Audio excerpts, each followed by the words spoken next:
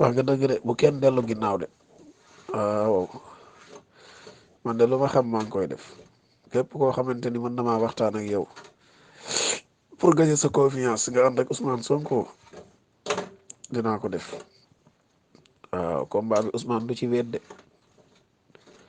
man de maa ngi ciy xeexee nu ne Facebook TikTok loo xam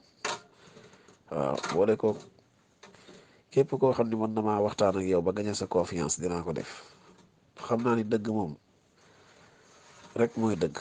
lu dul dëgg ay caaxaan la ay neen la te ñii ci lañ nekk di caaxaan di tappale rek